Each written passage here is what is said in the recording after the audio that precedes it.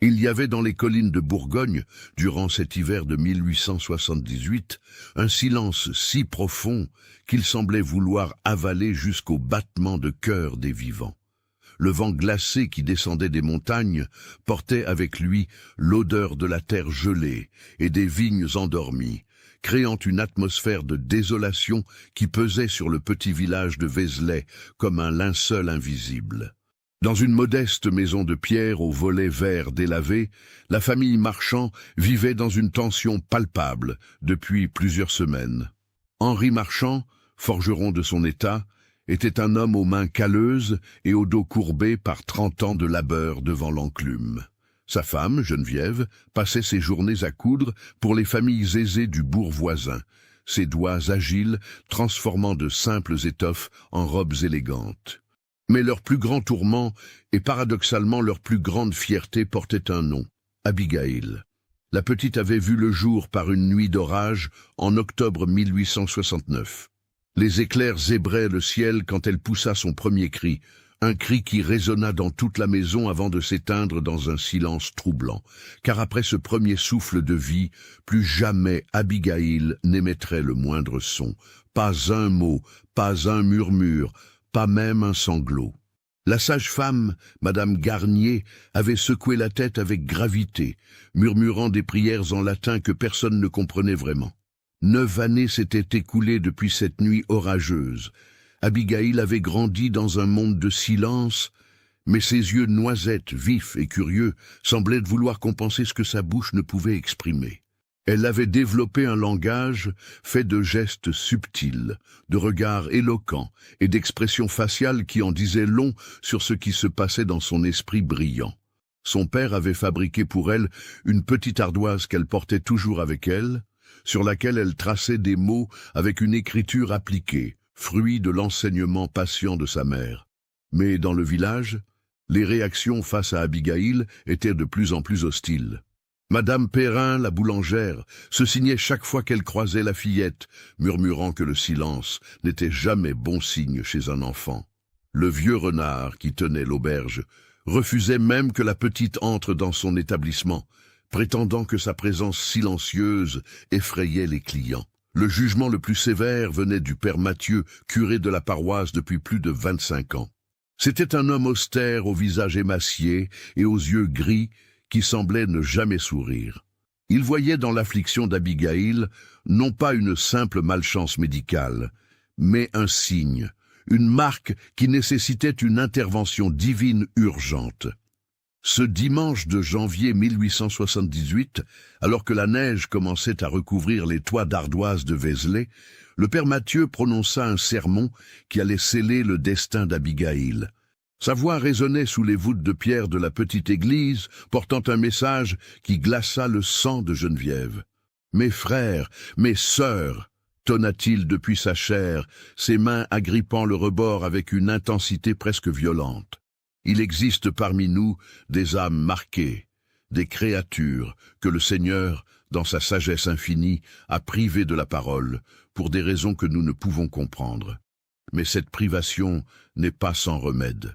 Il existe un lieu saint, un sanctuaire béni où les miracles se produisent encore. Le couvent de Saint-Théodore, dans les collines, là où les sœurs possèdent des méthodes anciennes, des connaissances transmises depuis des siècles pour ramener la voix aux muets et la lumière aux aveugles. Il fit une pause, son regard balayant l'assemblée, avant de se poser lourdement sur la famille Marchand. Certains parmi vous ont le devoir sacré d'envoyer leurs enfants affliges dans ce lieu de grâce. C'est un sacrifice, certes, mais quelle famille ne sacrifierait pas quelques mois de séparation pour le salut éternel d'une âme? Après la messe, alors que les fidèles sortaient en discutant à voix basse dans le froid mordant, le père Mathieu prit Henri et Geneviève à part. Son haleine formait de petits nuages blancs dans l'air glacé du parvis. « Monsieur et Madame Marchand, commença-t-il d'une voix qui ne souffrait aucune contradiction, votre fille Abigail a maintenant 9 ans. C'est l'âge idéal pour le traitement. J'ai déjà écrit à la mère supérieure du couvent de Saint-Théodore. Les sœurs y ont développé des méthodes extraordinaires, des techniques qui mêlent la foi et la médecine la plus avancée. Plusieurs enfants ont été guéris là-bas. Vraiment guéri. Geneviève sentit ses jambes fléchir.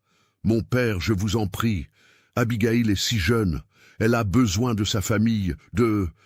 Ah! Madame Marchand, la coupa le prêtre avec une dureté à peine voilée. Votre attachement maternel vous aveugle. Cet enfant ne grandira jamais normalement si elle reste ainsi. Aucun homme ne voudra l'épouser. Aucune famille ne l'accueillera comme domestique. Elle sera un fardeau pour vous jusqu'à votre mort, puis un fardeau pour la paroisse. Est-ce cela que vous voulez pour elle? Ou préférez-vous qu'elle ait une chance, même infime, de devenir normale? Le mot « normal » résonna dans l'esprit de Geneviève, comme un coup de cloche. Elle regarda son mari, cherchant du soutien. Mais Henri avait le visage fermé, les mâchoires serrées. Il savait, comme elle, qu'il n'avait pas vraiment le choix. Refuser la recommandation du prêtre équivaudrait à défier l'Église, à se mettre au banc du village. Et puis, au fond d'eux-mêmes, n'y avait-il pas cette petite flamme d'espoir? Et si c'était vrai? Et si les sœurs pouvaient vraiment aider leur fille? Combien de temps devrait-elle rester? Demanda Henri d'une voix rauque. Le père Mathieu eut un sourire qui ne montait pas jusqu'à ses yeux. Cela dépend de la sévérité de sa condition. 3 mois, 6 mois, peut-être 1 an. Mais je vous assure, c'est un investissement dans son avenir. Et les frais sont très raisonnables. Les jours qui suivirent furent parmi les plus douloureux que la famille Marchand eût jamais connus. Geneviève passait ses nuits à pleurer silencieusement, serrant contre elle la chemise de nuit d'Abigail. Henri se réveillait en sursaut, le front couvert de sueur froide, hanté par des rêves qu'il refusait de partager. Abigail, elle, semblait percevoir le changement d'atmosphère dans la maison. Ses grands yeux noisettes observaient tout, captaient chaque regard échangé entre ses parents, chaque soupir réprimé. Un soir, alors que sa mère lui brossait les cheveux devant la cheminée, la fillette écrivit sur son ardoise « Pourquoi êtes-vous triste ?» Geneviève ne put retenir ses larmes. Elle prit sa fille dans ses bras, la serrant si fort qu'Abigail émit un petit hoquet de surprise. « Ma chérie, ma toute petite » murmura-t-elle d'une voix brisée, « tu vas partir en voyage. Pour apprendre, pour peut-être retrouver ta voix. » Abigail fronça les sourcils et écrivit lentement, « Je ne veux pas partir, j'ai peur. » Ce fut Henri qui dut détourner le regard, incapable de supporter la détresse muette de sa fille. Il sortit dans le froid mordant de la nuit, prétextant devoir vérifier quelque chose à la forge. Dehors, appuyé contre le mur glacé de sa maison, il laissa enfin couler ses larmes, des larmes d'homme qui se sentait impuissant face aux exigences de l'Église et de la société. Le jour du départ arriva trop vite. C'était un mardi matin. Le ciel était d'un gris uniforme qui semblait annoncer encore plus de neige. Une carriole attendait devant la maison, conduite par un homme taciturne au visage sévère, envoyé par le couvent. Abigail était vêtue de sa plus belle robe, celle en laine bleu marine que sa mère avait cousue spécialement pour l'occasion. Ses cheveux châtains étaient soigneusement tressés, retenus par un ruban blanc. Dans ses petites mains, elle serrait une valise en cuir usé contenant ses quelques possessions. Des vêtements de rechange, sa chemise de nuit préférée avec des broderies de fleurs, quelques livres que sa mère lui avait lus tant de fois qu'elle en connaissait les illustrations par cœur, et bien sûr, son ardoise et plusieurs morceaux de craie. Au moment des adieux, le village entier semblait retenir son souffle. Quelques voisins s'étaient rassemblés à distance respectueuse, observant la scène avec un mélange de curiosité morbide et de pitié mal dissimulée. Madame Garnier, la sage-femme qui l'avait mise au monde, essuyait discrètement ses yeux avec son tablier, murmurant que ce n'était pas bien, que cet enfant ne méritait pas cela. Geneviève s'agenouilla devant sa fille, prenant son visage entre ses mains tremblantes. « Écoute-moi bien, ma chérie. Tu vas être courageuse, n'est-ce pas? Les sœurs elles vont t'aider, et nous viendrons te voir dès que possible. Ce n'est pas pour toujours, tu comprends? Jamais pour toujours. » Abigail hocha la tête, mais ses yeux noisettes étaient remplis de larmes qui refusaient de couler comme si même son chagrin devait rester silencieux.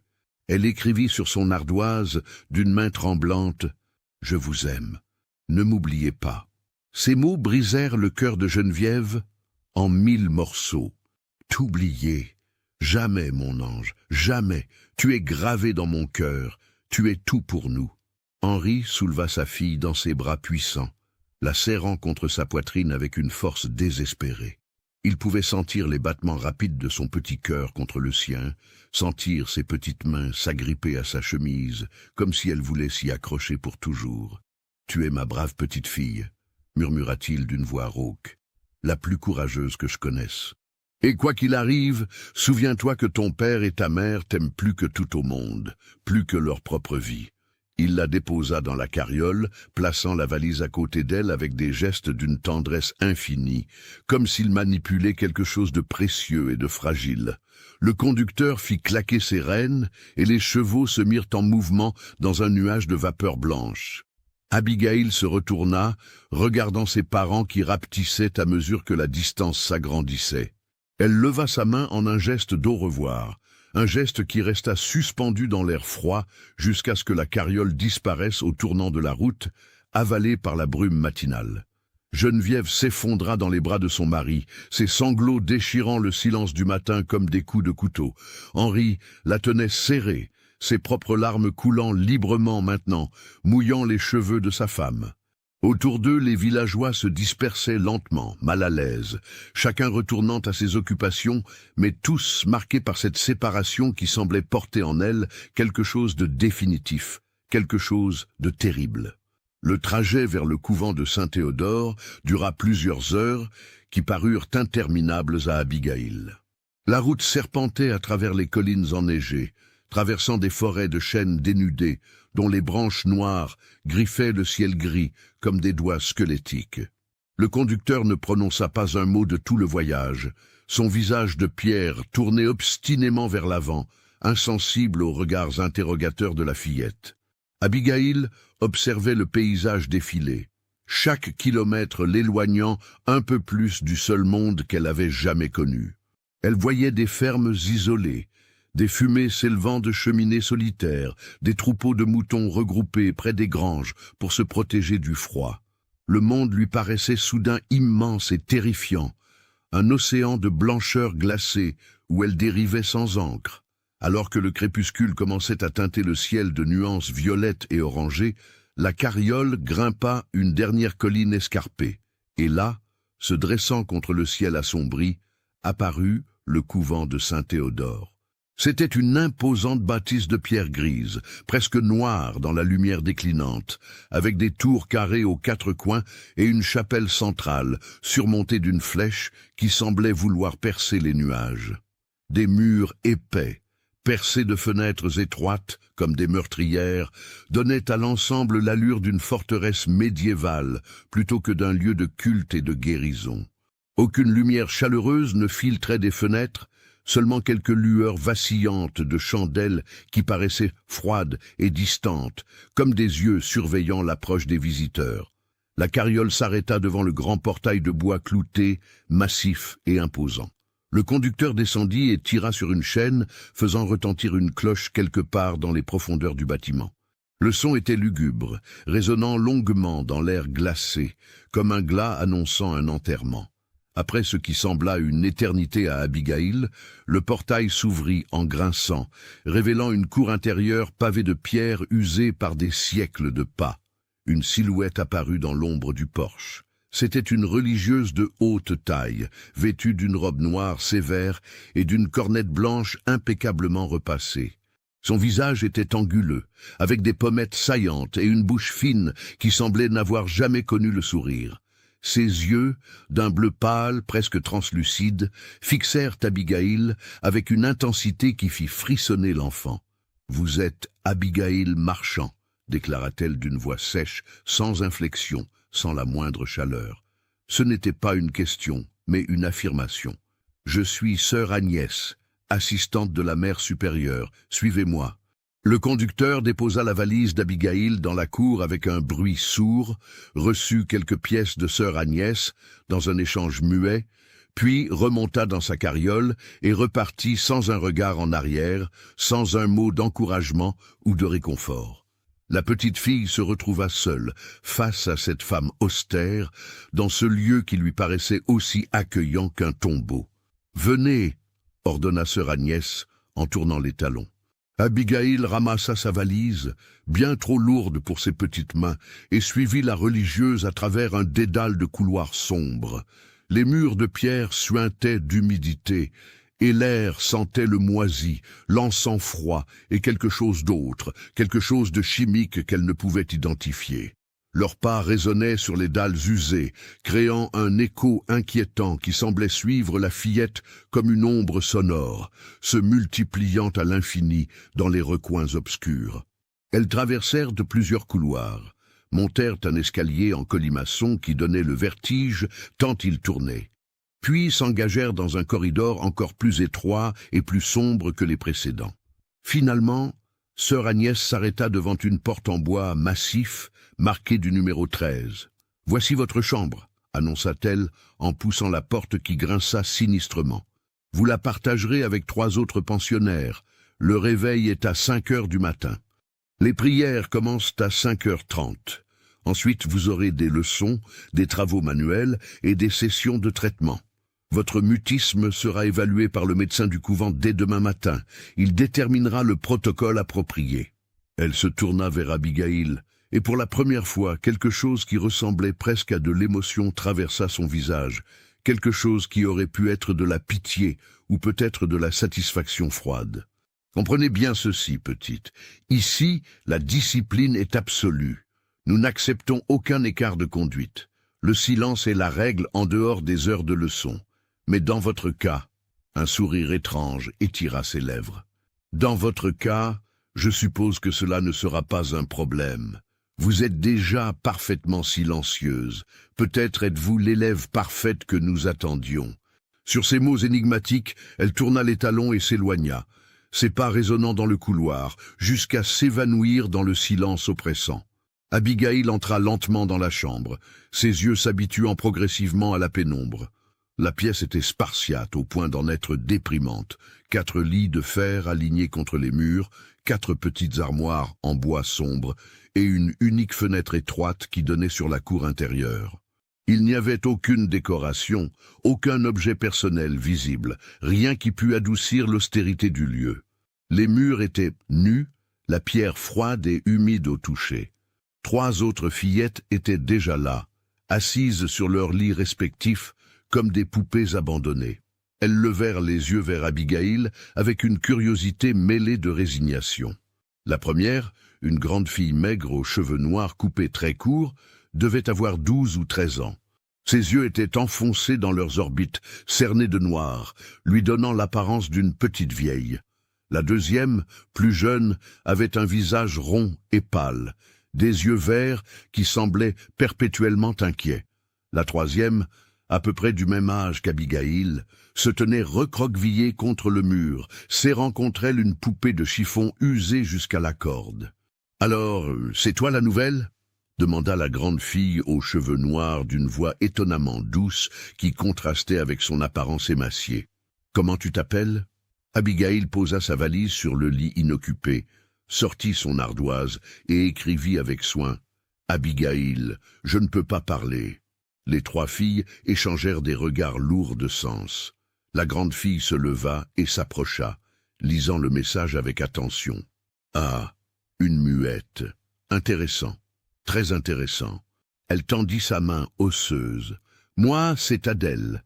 Elle, c'est Camille, » dit-elle en désignant la fille aux yeux verts. « Et la petite là-bas qui ne parle presque jamais, c'est Juliette.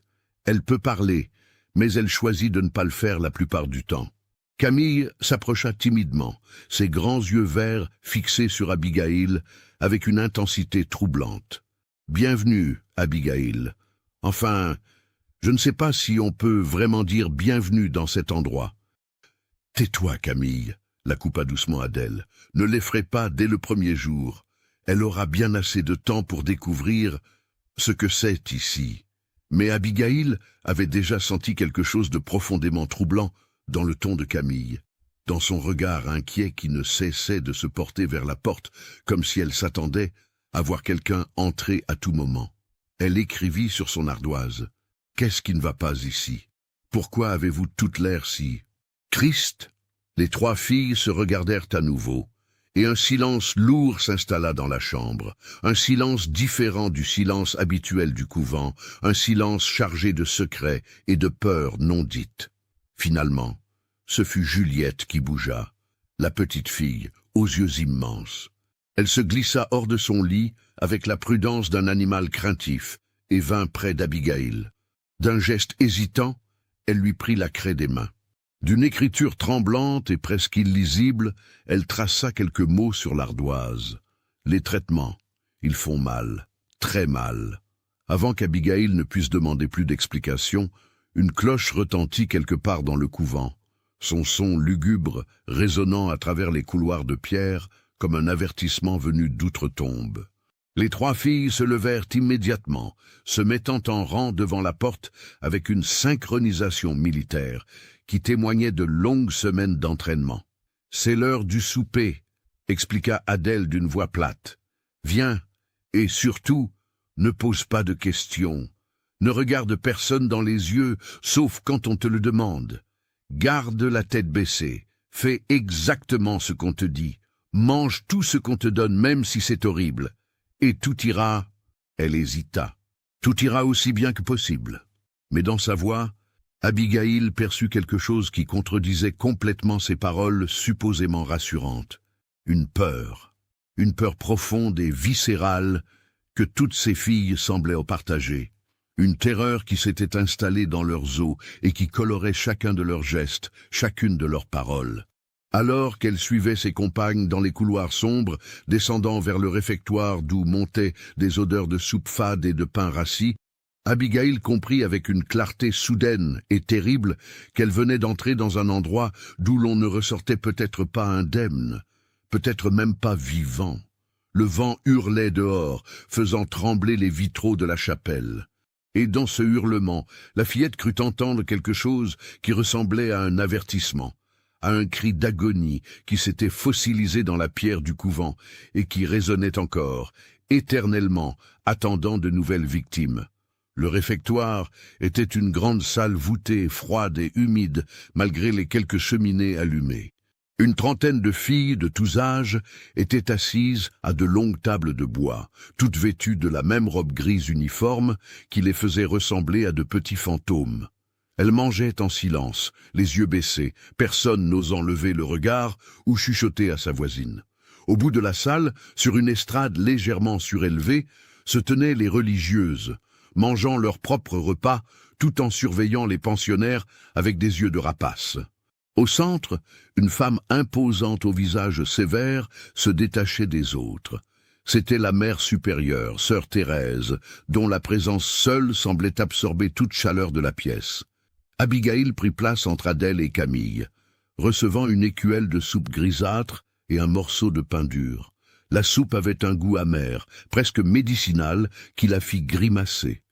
Mais en voyant les autres filles l'avaler sans protestation, elle fit de même, forçant chaque cuillerée à passer dans sa gorge serrée par l'angoisse.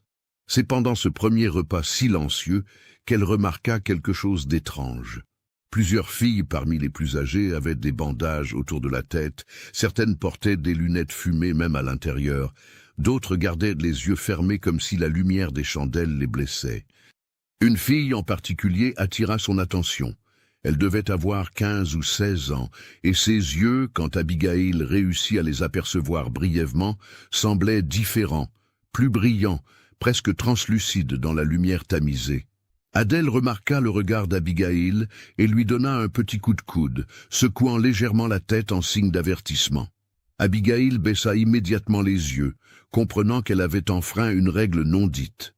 Après le repas, les filles remontèrent en silence vers leurs dortoirs respectifs. Une fois la porte fermée, Abigail écrivit frénétiquement sur son ardoise « Les filles avec les bandages. Qu'est-ce qui leur est arrivé ?» Adèle s'assit lourdement sur son lit, son visage déjà émacié devenant encore plus pâle. « Les traitements, dit-elle simplement. Le docteur Valentin, il traite les yeux, c'est sa spécialité.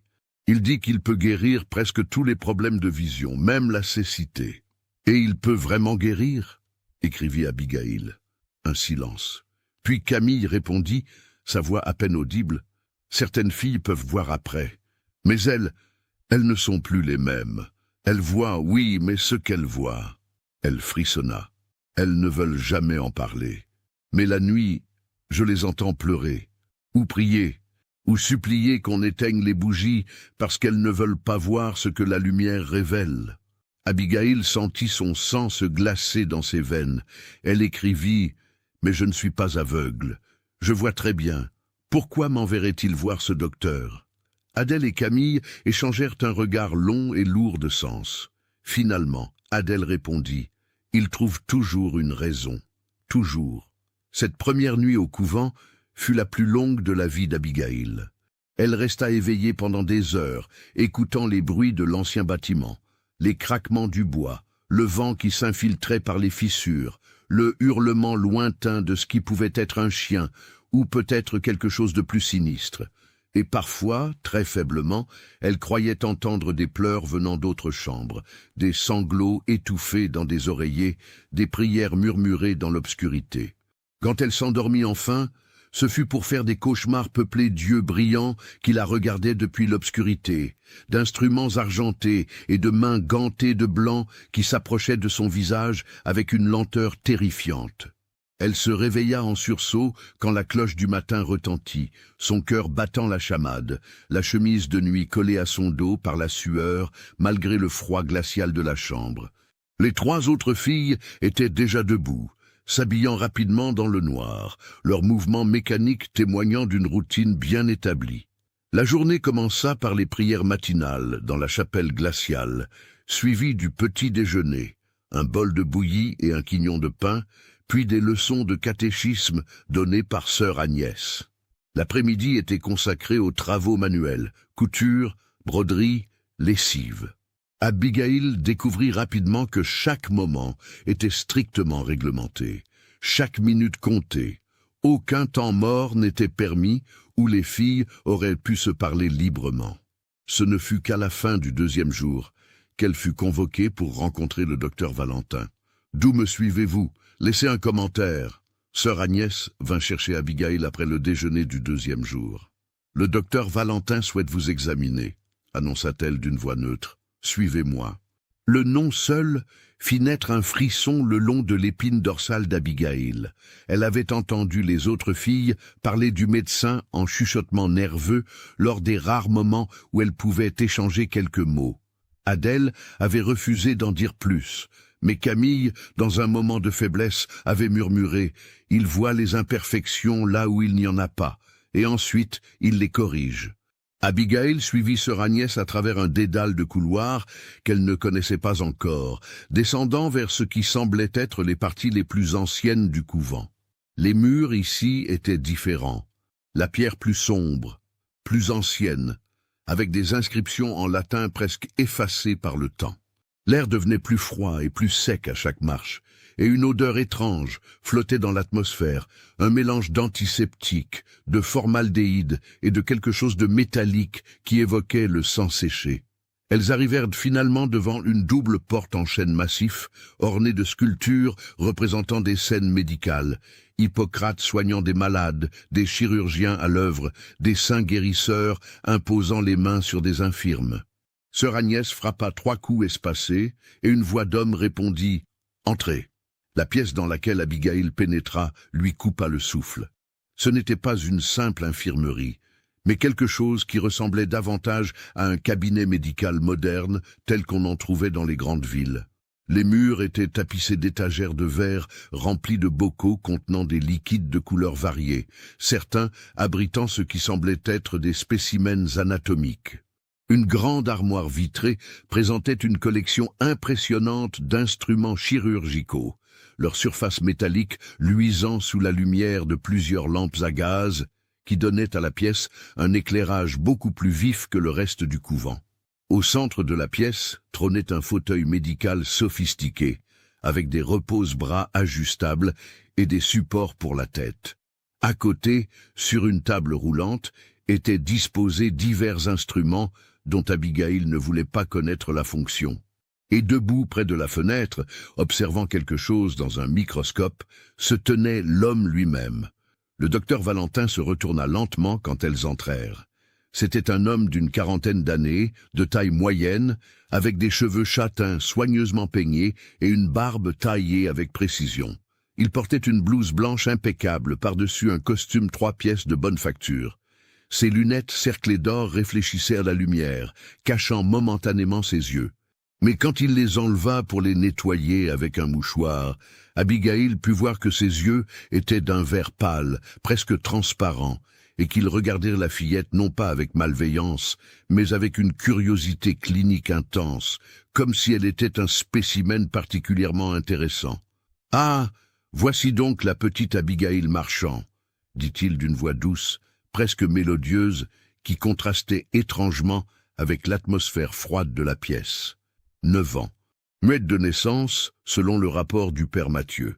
Pas de malformation apparente de la bouche ou de la gorge selon l'examen préliminaire de la sage-femme. Fascinant. Absolument fascinant. Il s'approcha d'elle avec des mouvements mesurés, chaque pas calculé. « N'aie pas peur, ma petite, » dit-il, bien que son ton ne fût ni rassurant ni chaleureux. « Je suis ici pour comprendre ta condition, pour peut-être même la corriger. Mais avant tout, nous devons procéder à un examen complet. » Il fit signe à sœur Agnès de partir. « Laissez-nous, j'ai besoin de concentration pour cet examen. » La religieuse hésita une fraction de seconde, puis hocha la tête et sortit, fermant la lourde porte derrière elle avec un bruit sourd qui résonna comme le claquement d'un cercueil qu'on referme. Abigail se retrouva seule avec le médecin, son cœur battant si fort qu'elle était certaine qu'il pouvait l'entendre. « Assieds-toi dans le fauteuil » ordonna-t-il gentiment, mais ce n'était pas une suggestion. « Nous allons commencer par un examen ophtalmologique de routine. » Abigail monta dans le fauteuil, ses petites jambes ne touchant pas le sol. Le docteur ajusta la hauteur, puis fit pivoter une lampe articulée pour la positionner face à elle. La lumière était éblouissante, forçant Abigail à plisser les yeux. « Non, non, » dit-il doucement. « Garde les yeux grands ouverts. Je dois examiner tes pupilles, ta rétine, la structure de ton œil. C'est très important. » Il se pencha si près qu'Abigail pouvait sentir son eau de Cologne, un parfum lourd et entêtant de lavande et de quelque chose de plus chimique. Il utilisa un petit instrument lumineux pour regarder profondément dans ses yeux, d'abord le gauche, puis le droit, murmurant des observations qu'elle ne comprenait pas. « murmura-t-il. « Structure parfaitement normale. Aucune opacité de la cornée. La rétine semble saine. Réflexe pupillaire excellent. » Il se redressa, se frottant le menton pensivement. « Anatomiquement, tes yeux sont parfaits. C'est exactement ce que je pensais. » Il retourna vers sa table d'instruments, consultant Tuel et des notes. « Tu vois, Abigail, j'ai développé une théorie au fil des années. Une théorie que mes collègues à Paris ont d'abord ridiculisée, mais que mes résultats ici ont commencé à valider. » Il se retourna, tenant dans ses mains ce qui ressemblait à 2 sphères de verre, chacune de la taille d'une bille d'enfant. Elles brillaient étrangement dans la lumière, comme si elles contenaient leur propre source de luminescence. « Le mutisme, » continua-t-il d'une voix presque rêveuse, « n'est pas toujours un problème des cordes vocales ou de l'appareil phonatoire. Parfois, c'est un problème de perception. L'esprit refuse de parler parce qu'il ne voit pas correctement le monde. Il y a une dissonance entre ce que les yeux perçoivent et ce que le cerveau comprend. » Il fit rouler les sphères de verre entre ses doigts. « Ces prothèses que j'ai développées ne sont pas de simples remplacements oculaires. Elles sont faites d'un verre spécial, traité avec des composés rares que j'ai découverts dans mes recherches. Elles ont la propriété unique de corriger non seulement les défauts de vision physique, mais aussi, appelons cela, les défauts de perception psychologique. » Abigail sentit son sang se glacer. Elle secoua violemment la tête, sortant son ardoise de sa poche avec des mains tremblantes. Elle écrivit rapidement « Non, je ne veux pas. Mes yeux vont bien. Je vois parfaitement. » Le docteur lut le message et sourit, un sourire qui ne montait pas jusqu'à ses yeux vert pâle. « Bien sûr que tu le penses, mais c'est justement là le problème. Tu ne peux pas voir ce que tu ne peux pas voir. C'est un paradoxe fascinant, n'est-ce pas? Comment peut-on savoir qu'on a un défaut de perception si notre perception elle-même est défectueuse? Il posa les sphères de verre et s'approcha à nouveau, posant ses mains sur les accoudoirs du fauteuil, emprisonnant Abigail. « Laisse-moi t'expliquer ce qui va se passer. D'abord, nous allons te préparer. Il y a un protocole de 3 jours. Tu recevras des gouttes dans les yeux matin et soir, ainsi qu'une médication orale qui préparera tes tissus oculaires pour la procédure. Cela peut causer une certaine sensibilité à la lumière, peut-être des maux de tête, mais c'est temporaire. Ensuite, au 3e jour, nous procéderons à l'intervention. L'anesthésie locale sera suffisante, bien que nous utilisions également un sédatif pour te garder calme. La procédure elle-même ne prend que quelques heures, et quand tu te réveilleras, ses yeux brillèrent d'une lueur presque fanatique. Quand tu te réveilleras, tu verras le monde comme tu ne l'as jamais vu. Et je suis convaincu, absolument convaincu, que cette nouvelle vision libérera ta voix. Abigail écrivit frénétiquement « Non, je ne veux pas, mes parents ne savent pas, ils ne seraient pas d'accord. » Le docteur lut le message, et sa bouche se tordit en une expression de fausse compassion. Tes parents, ma pauvre enfant, t'ont confié aux soins du couvent, et par extension à mes soins. Ils ont signé tous les documents nécessaires. Le père Mathieu a leur autorisation complète pour tous les traitements que je jugerais appropriés. » Il retourna vers son bureau et en sortit une feuille de papier qu'il présenta à Abigail. C'était un document officiel, orné de sceaux et de signatures, dont celle reconnaissable de son père. Les mots dansaient devant ses yeux remplis de larmes, mais elle put lire « Autorisons le couvent de Saint-Théodore et ses médecins agréés à administrer tout traitement jugé nécessaire pour le bien-être physique et spirituel de notre fille. » Tu vois, dit doucement le docteur, tout est parfaitement légal et autorisé. Maintenant, sois une bonne petite fille et ouvre la bouche. Je vais te donner la première dose de ton traitement préparatoire. Il tenait une petite fiole contenant un liquide ambré et visqueux. Abigail secoua la tête violemment, serrant ses lèvres. Mais le docteur appuya sur un point de pression sur sa mâchoire, qui la força à ouvrir la bouche dans un hoquet de douleur. Il versa le liquide, et le goût amer envahit sa bouche, la faisant tousser et avoir des hauts-le-cœur. « Là, » dit-il en lui tapotant le dos, comme on le ferait avec un enfant malade. « Le plus dur est fait. Maintenant, les gouttes pour les yeux. » Il prit un autre flacon, celui-ci contenant un liquide clair comme de l'eau. « Garde les yeux ouverts, cela ne fera mal qu'un instant. » Il instilla plusieurs gouttes dans chaque œil, et Abigail sentit une brûlure intense, comme si de l'acide coulait sur ses globes oculaires. Elle voulut crier, mais aucun son ne sortit de sa gorge, seulement un silence assourdissant qui amplifia sa douleur plutôt que de la soulager. Quand elle put enfin rouvrir les yeux, tout était flou, comme si elle regardait à travers de l'eau trouble. Le docteur était devenu une forme imprécise, une silhouette fantomatique. « Parfait !» entendit-elle sa voix satisfaite. « La réaction est exactement ce que j'attendais. Ta vision reviendra à la normale d'ici 1 heure environ. Ce processus sera répété demain et après-demain. Et puis, la nuit du 3e jour, nous procéderons à la transformation. » Il aida Abigail à descendre du fauteuil, guidant ses pas incertains vers la porte. « Sœur Agnès te ramènera à ta chambre. Repose-toi, mange bien. Tu auras besoin de toutes tes forces. » La porte s'ouvrit, révélant la religieuse qui attendait dans le couloir. Elle prit Abigail par le bras, la guidant à travers les couloirs que la fillette ne pouvait plus voir distinctement. Les larmes coulaient sur ses joues, mélangées aux gouttes médicamenteuses, créant des sillons brûlants sur sa peau. Quand elle retrouva sa chambre, Adèle, Camille et Juliette l'attendaient. En voyant l'état d'Abigail, Adèle se précipita vers elle. « Il t'a donné les gouttes, » murmura-t-elle. Ce n'était pas une question. « Ça veut dire que tu es sur le protocole. »« Oh, Abigail !» Camille apporta un linge humide pour essuyer le visage de la petite. « Combien de jours t'a-t-il dit ?»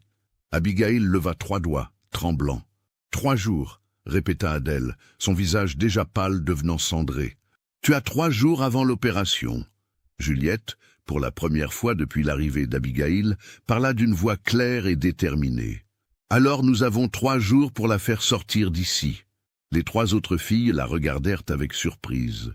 Adèle secoua la tête. « Juliette, tu sais que c'est impossible. Les portes sont verrouillées. Les religieuses patrouillent. Et même si elles réussissaient à sortir, où iraient-elles? Nous sommes à des kilomètres de toute civilisation. » « Je ne la laisserai pas subir ce que j'ai vu, » dit Juliette avec une fermeté qui contrastait avec sa petite taille et son apparence fragile. « Ma sœur aînée était ici, il y a 3 ans. Elle aussi était sur le protocole. » Un silence de mort tomba sur la chambre. Camille murmura « Je ne savais pas que tu avais une sœur. »« J'avais une sœur, » corrigea Juliette, ses yeux s'emplissant de larmes. « Elle s'appelait Marguerite. Elle avait des problèmes de vue. Myopie sévère. Nos parents l'ont envoyée ici pour se faire soigner. Le docteur a dit qu'il pouvait lui donner une vision parfaite, et il l'a fait d'une certaine manière. » Elle s'assit sur son lit, serrant sa poupée contre elle. Quand elle est revenue à la maison 3 mois plus tard, elle pouvait voir.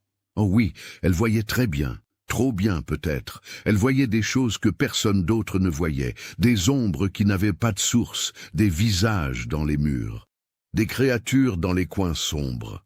Juliette essuya ses larmes. Elle a duré 6 mois. 6 mois où elle ne dormait presque plus, où elle gardait toutes les bougies allumées même en plein jour. Et puis un matin, on l'a trouvée. Elle s'était crevé les yeux avec une aiguille à tricoter. Elle ne supportait plus de voir, mais même après, elle disait qu'elle voyait encore, qu'elle voyait même mieux dans le noir de sa cécité volontaire. Elle est morte 1 semaine plus tard. Infection. C'est ce qu'ont dit les médecins, mais moi, je sais la vérité. Elle est morte parce qu'elle ne pouvait plus vivre avec ce qu'on lui avait fait, avec ce qu'on l'avait forcée à voir. Le récit de Juliette laissa les 3 autres filles pétrifiées d'horreur. Abigail sentit son estomac se retourner. Elle écrivit sur son ardoise d'une main tremblante. « Alors pourquoi es-tu ici? Si tu sais ce qui se passe, pourquoi tes parents t'ont-ils envoyé ?» Juliette eut un rire amer, sans joie. « Parce qu'ils ne me croient pas. Ils pensent que je suis traumatisée par la mort de ma sœur, que j'invente des histoires. Le prêtre de notre village leur a dit que j'avais besoin d'aide spirituelle, que je devais apprendre la discipline et la foi.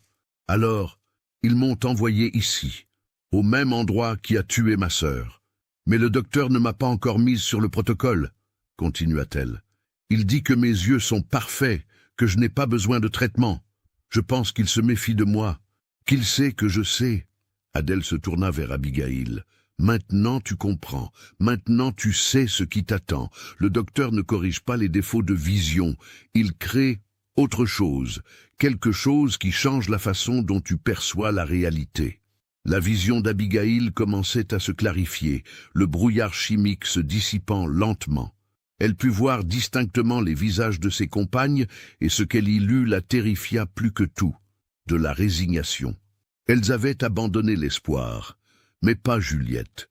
La petite fille se leva, ses yeux brillants d'une détermination farouche. « Je connais un passage secret, » dit-elle à voix basse, regardant nerveusement vers la porte. « Ma sœur me l'avait montré lors d'une visite. Elle l'avait découvert en errant dans le couvent pendant ses nuits d'insomnie. Il mène hors du bâtiment, vers la forêt.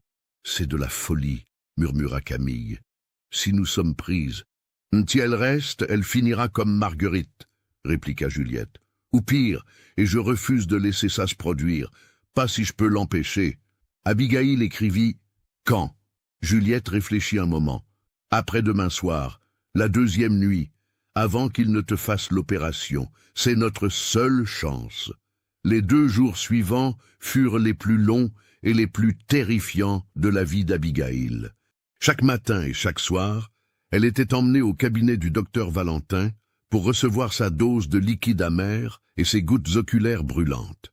À chaque visite, la vision trouble durait un peu plus longtemps, et elle commençait à voir des choses étranges même après que la clarté soit revenue.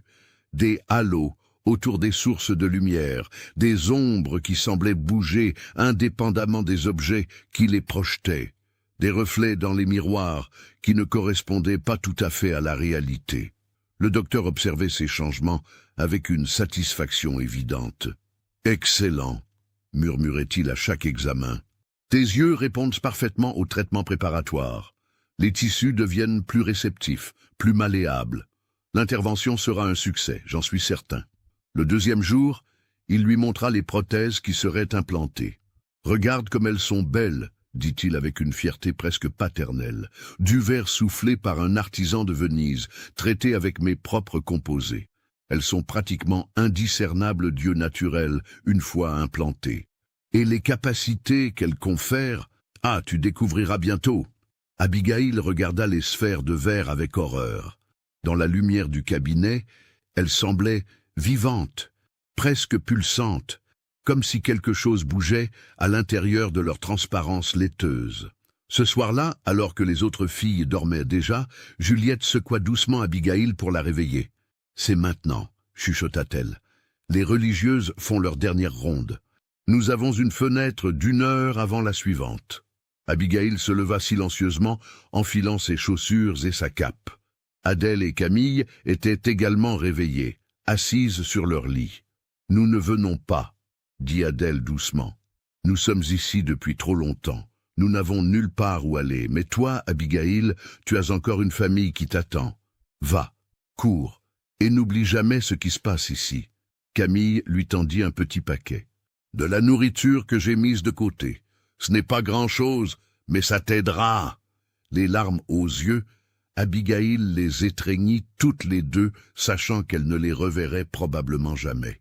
Juliette ouvrit la porte avec une prudence extrême, vérifiant que le couloir était désert, puis faisant signe à Abigail de la suivre, elle s'engagea dans le dédale de corridors sombres. Elles marchèrent pendant ce qui sembla une éternité, descendant des escaliers, traversant des sections du couvent qu'Abigail n'avait jamais vues. Juliette semblait connaître chaque tournant, chaque recoin, se déplaçant avec l'assurance de quelqu'un qui a mémorisé chaque détail. Finalement, elles arrivèrent dans une partie très ancienne du bâtiment, où les murs étaient en pierre brute et où l'air sentait le moisi et la terre. Juliette s'arrêta devant ce qui semblait être un mur aveugle. « Aide-moi » chuchota-t-elle, posant ses mains sur certaines pierres. Ensemble, elles poussèrent, et à leur grande surprise, une section du mur pivota, révélant un passage étroit et sombre. « C'est un tunnel qui date de plusieurs siècles, » expliqua Juliette. « Ma sœur pensait qu'il servait aux moines pour s'échapper en cas d'attaque. Suis-le jusqu'au bout, il débouche dans la forêt, près d'un vieux chêne fendu par la foudre. De là, prends vers le sud. Tu finiras par trouver une route. » Abigail sortit son ardoise et écrivit rapidement « Viens avec moi, s'il te plaît. » Mais Juliette secoua la tête. « Je ne peux pas. Mes parents, ils ne me croiraient pas. Ils me ramèneraient ici. Et puis, je dois rester. Je dois témoigner de ce qui se passe. Quelqu'un doit se souvenir de toutes ces filles. Quelqu'un doit porter leur histoire. » Elle poussa doucement Abigail vers le tunnel. « Va maintenant, et souviens-toi. Quoi qu'il arrive, ne reviens jamais ici. Jamais. » Abigail hésita un dernier instant, puis se glissa dans le passage sombre. Elle entendit le mur se refermer derrière elle avec un bruit sourd de finalité. Elle était seule dans les ténèbres absolues, les mains tendues devant elle, suivant les murs froids et humides du tunnel. Ses pieds trébuchaient sur le sol inégal, et elle pouvait entendre des bruits inquiétants autour d'elle, des gouttes d'eau, des craquements, peut-être le bruissement d'animaux. Elle marcha pendant ce qui sembla des heures, bien que ce ne fût probablement que 30 ou 40 minutes. Puis, au loin, elle vit une lueur pâle, la sortie. Elle accéléra, presque courant maintenant, son cœur battant d'espoir et de peur mêlée. La lueur grandissait, se transformant en un rectangle de nuit étoilé. Elle émergea du tunnel, aspirant l'air frais de la forêt comme une noyée qui refait surface. Là, exactement comme Juliette l'avait décrit, se dressait un énorme chêne fendu par la foudre, ses deux moitiés pointant vers le ciel nocturne comme des mains suppliantes. Abigail se mit à courir vers le sud, trébuchant sur les racines et les branches, se griffant aux ronces, mais ne s'arrêtant pas, ne ralentissant pas. Elle devait s'éloigner, elle devait rentrer chez elle. Elle courait depuis peut-être 1 heure, épuisée, à bout de souffle, quand elle entendit des bruits derrière elle. Des voix, des lumières de torches. Il l'avait découverte, il la poursuivait. Abigail courait avec l'énergie du désespoir, ses poumons brûlant dans le froid de la nuit, ses jambes menaçant de céder à chaque foulée. Les voix derrière elle se rapprochaient, les lumières des torches dansant entre les arbres comme des feux follets malveillants. « Par là, je l'ai vue !» cria une voix d'homme, probablement un des employés du couvent. « Ne la laissez pas s'échapper !» répondit la voix glaciale de sœur Agnès. « Le docteur a besoin d'elle cette nuit. Tout est prêt. » Abigail aperçut un petit ravin devant elle, mais il était trop tard pour s'arrêter. Elle dévala la pente, roulant sur les feuilles mortes et la boue, sa cape s'accrochant aux branches. Elle atterrit lourdement au fond, le souffle coupé, une douleur aiguë dans la cheville gauche. Elle essaya de se relever, mais sa cheville refusa de supporter son poids. Tordue, peut-être cassée, les lumières se rapprochaient inexorablement. Elle rampa derrière un gros rocher, se recroquevillant dans l'ombre, sa main pressée contre sa bouche pour étouffer ses sanglots silencieux. Les poursuivants arrivèrent au bord du ravin. « Elle doit être descendue par là, » dit l'homme. « Dispersez-vous, couvrez toute la zone. » Pendant plusieurs minutes qui parurent des heures, Abigail resta immobile, priant silencieusement pour qu'il ne la trouve pas. Les lumières des torches passaient et repassaient, les voix appelaient, les pas crissaient sur les feuilles mortes. Puis, soudain, un rayon de lumière tomba directement sur elle. « Je l'ai trouvée, elle est ici !» Des mains rudes la saisirent, la tirant de sa cachette malgré ses débattements désespérés. C'était l'homme de la carriole qui l'avait amenée au couvent, accompagné de 2 autres hommes qu'elle n'avait jamais vus. « Petite sotte !» gronda-t-il. « Tu ne sais pas ce qui est bon pour toi. Le docteur veut t'aider, te rendre normal, et tu préfères fuir dans la forêt comme un animal sauvage. » Ils la portèrent, ignorant sa cheville blessée qui envoyait des vagues de douleur à chaque mouvement.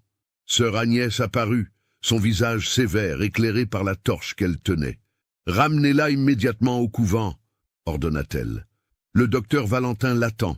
Nous avons déjà perdu trop de temps. » Le retour au couvent fut un cauchemar. Abigail fut portée à travers la forêt, puis à travers les couloirs qu'elle venait de fuir. Mais au lieu de la ramener à sa chambre, ils la conduisirent directement au cabinet du docteur. La pièce était préparée pour une intervention chirurgicale. Le fauteuil médical avait été transformé en table d'opération avec des sangles de cuir pour immobiliser le patient. Des plateaux d'instruments chirurgicaux étaient disposés avec un soin méticuleux, leurs lames brillant sous la lumière intense des lampes à gaz. Et au centre de tout cela, le docteur Valentin, déjà vêtu d'une blouse d'un blanc immaculé, des gants chirurgicaux en latex aux mains. « Ah, Abigail !»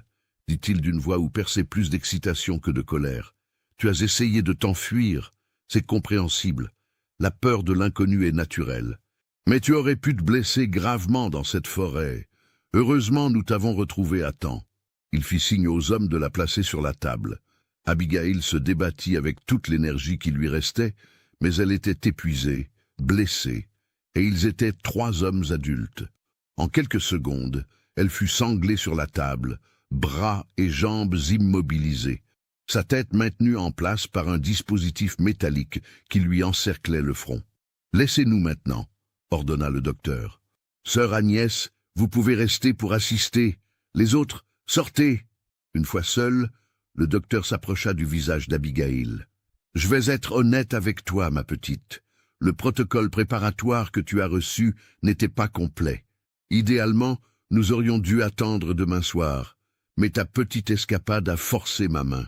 Nous devons procéder maintenant, cette nuit même, avant que tu ne tentes une nouvelle évasion. » Il prépara une seringue remplie d'un liquide clair. « Ceci est un sédatif, pas assez pour t'endormir complètement, car j'ai besoin que tu restes consciente pendant certaines phases de la procédure, mais suffisant pour te calmer et engourdir la douleur. » Abigail sentit l'aiguille s'enfoncer dans son bras, et presque immédiatement, une chaleur étrange se répandit dans son corps.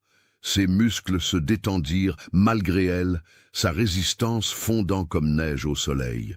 Le monde autour d'elle devint flou, distant, comme si elle regardait à travers un voile épais. Parfait, murmura le docteur. Maintenant, les gouttes. Beaucoup de gouttes cette fois, pour dilater complètement les pupilles et anesthésier les tissus oculaires. Il instilla goutte après goutte dans chaque œil, et Abigail sentit ses yeux devenir insensibles, étrangers, comme s'ils ne lui appartenaient plus. Sa vision se troubla complètement, transformant le docteur et sœur Agnès en ombres floues. « Sœur Agnès, les clans palpébraux, s'il vous plaît », demanda le docteur. Abigail sentit quelque chose de métallique et de froid se fixer autour de ses yeux, forçant ses paupières à rester ouvertes. Elle ne pouvait plus cligner, ne pouvait plus fermer les yeux même si elle l'avait voulu. « Maintenant, » dit le docteur d'une voix presque révérencieuse, « nous commençons. » Ce qui suivit fut une horreur au-delà de toute description. Même à travers le voile du sédatif et de l'anesthésie locale, Abigail pouvait sentir des pressions étranges, des tiraillements, des sensations qui n'auraient jamais dû exister.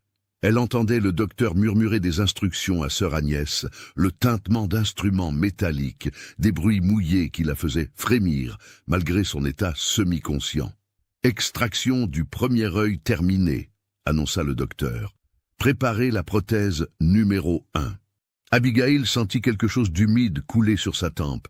Du sang? Des larmes? Elle ne pouvait pas le dire. Le monde était devenu un kaléidoscope de sensations sans forme ni sens. « Insertion de la prothèse », continua le docteur. Délicatement. « Parfait. Maintenant, les connexions nerveuses. C'est la partie délicate. » Il y eut une douleur soudaine et aiguë, comme si quelqu'un plantait des aiguilles de feu directement dans son cerveau. Abigail aurait voulu crier, mais aucun son ne sortait de sa gorge. Seulement ce silence éternel qui était sa malédiction et maintenant sa prison. Excellent. La prothèse s'intègre bien. Passons au second œil. La procédure se répéta. Chaque étape une torture raffinée. Abigail sentait sa conscience vaciller, menaçant de s'échapper dans le néant miséricordieux de l'évanouissement. Mais le sédatif avait été calibré avec précision pour la maintenir à la frontière de la conscience, assez éveillée pour que son système nerveux puisse accepter les nouvelles prothèses. « Terminé », déclara finalement le docteur, sa voix teintée de triomphe et d'épuisement. « Sœur Agnès, retirez les clans. Nous allons laisser les yeux bandés pendant 48 heures pour permettre l'intégration initiale. » Abigail sentit des bandages être enroulés autour de sa tête, plongeant dans une obscurité totale et absolue. Les sangles furent détachées, et elle fut soulevée, portée hors du cabinet vers une destination inconnue. « Installez-la dans la chambre d'isolement », ordonna le docteur. « Pas la chambre habituelle, la chambre spéciale, celle avec les murs capitonnés. Elle risque d'avoir des réactions inhabituelles quand elle commencera à s'adapter aux prothèses. » Abigail fut déposée sur un lit, et elle entendit une porte se fermer, un verrou glisser. Puis le silence, un silence complet, absolu, terrifiant. Et dans ce silence, dans cette obscurité, elle sentit quelque chose de terrible se produire. Ses nouveaux yeux, cachés derrière les bandages, commençaient à percevoir des choses. Elle ne voyait pas avec ses yeux fermés et bandés, c'était impossible, et pourtant des images apparaissaient dans son esprit, des formes, des ombres, des silhouettes qui n'avaient rien d'humain. Elle comprit avec une horreur croissante ce que Juliette avait voulu dire. Les prothèses ne donnaient pas seulement la vision, elles ouvraient une porte vers quelque chose d'autre, quelque chose qui existait juste au-delà de la perception normale, quelque chose que les êtres humains n'étaient pas censés voir. Les heures s'écoulèrent dans cette obscurité peuplée de visions impossibles. Abigail perdait la notion du temps, oscillant entre le sommeil fiévreux et l'éveil terrifié. Elle entendait parfois des pas à l'extérieur de sa porte, des murmures, mais personne n'entrait. Finalement, après ce qui sembla une éternité, la porte s'ouvrit.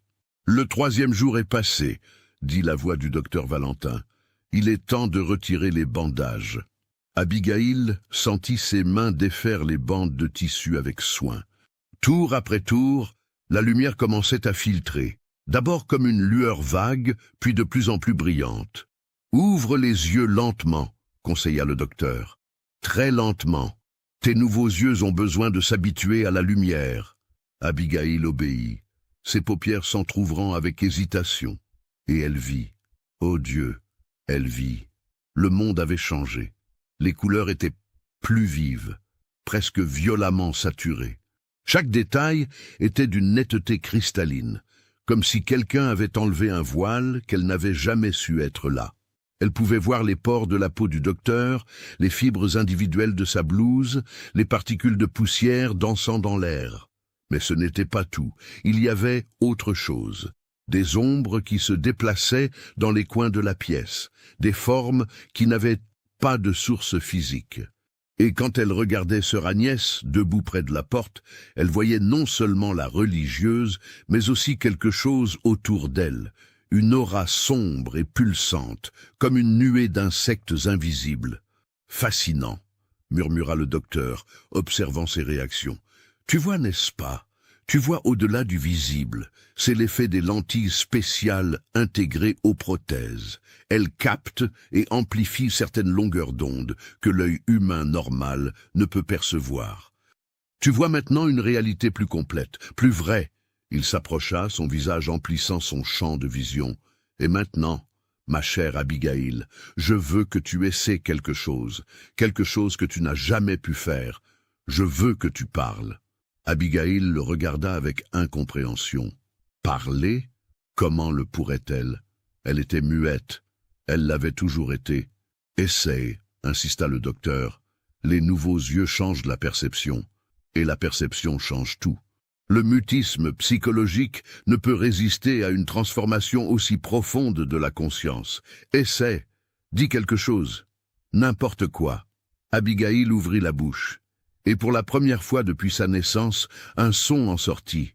Ce n'était pas un mot, c'était un cri, un hurlement d'horreur pure et sans mélange qui résonna dans toute la pièce, dans tous les couloirs du couvent, un cri qui portait en lui 9 ans de silence forcé et la terreur de ce qu'elle voyait maintenant.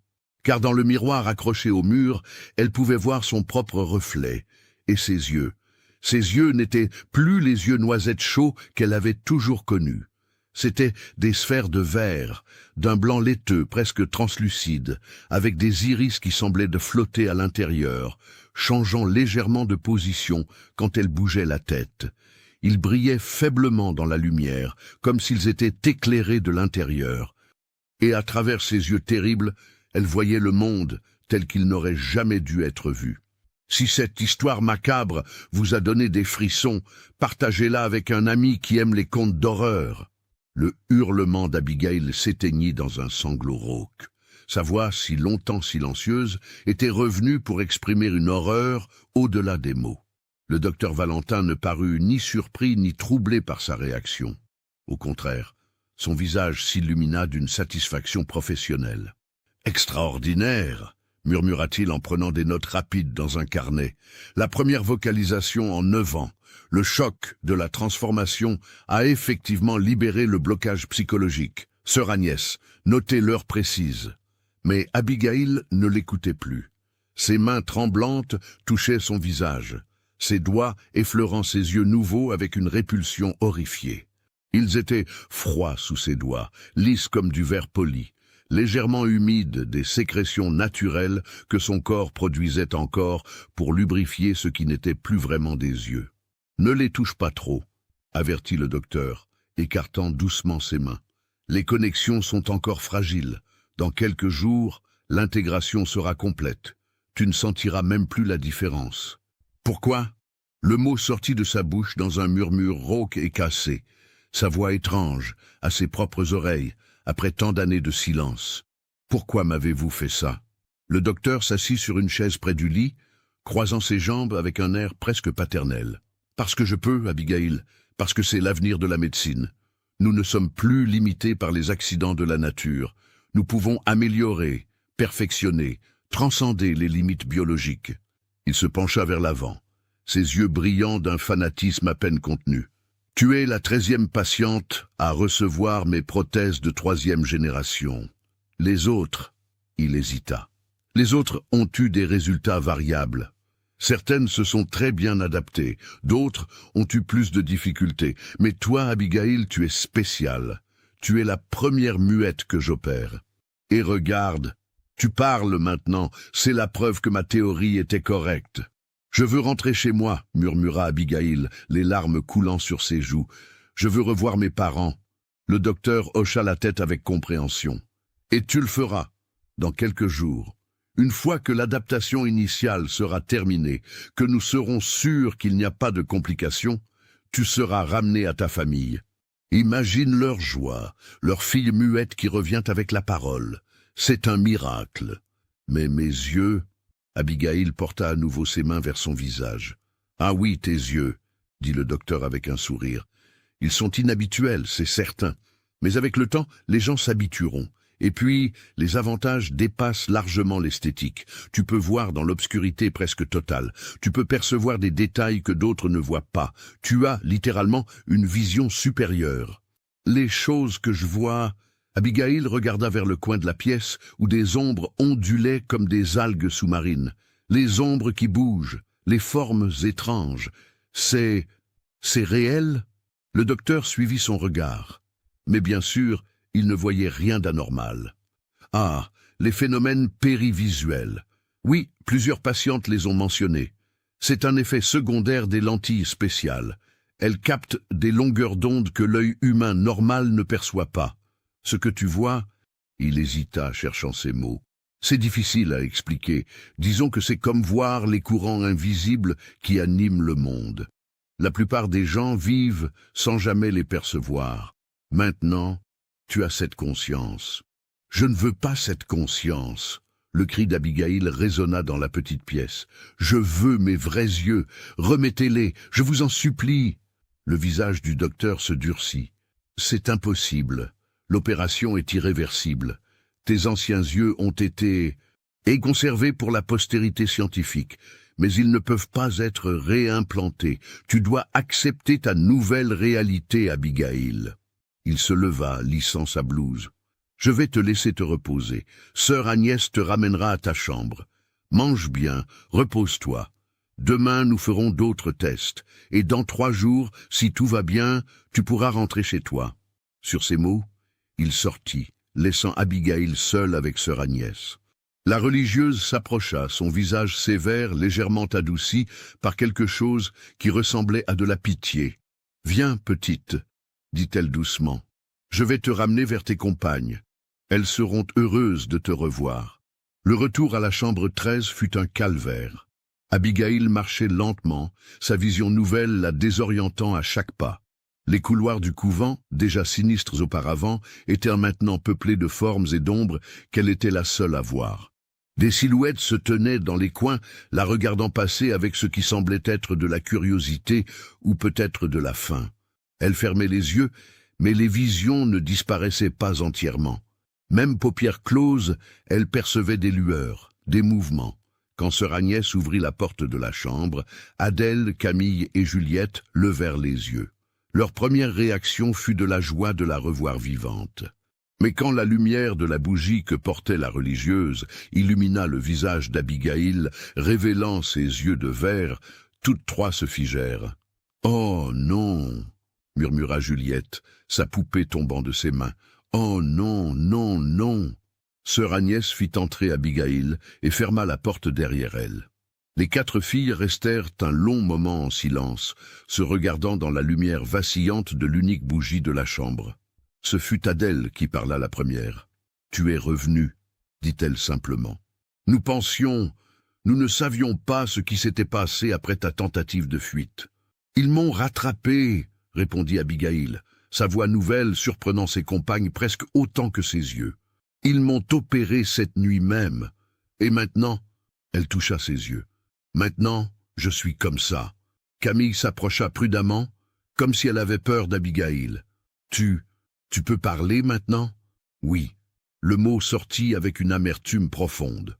Le docteur avait raison sur ce point. La transformation a libéré ma voix, mais à quel prix?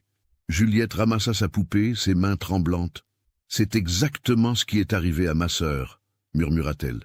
Elle aussi pouvait voir des choses après, des choses terribles. Est-ce que tu les vois aussi, les ombres, les formes? Abigail hocha la tête lentement. Partout, dans chaque coin. Elle bouge, elle me regarde. Je ne sais pas ce qu'elles sont.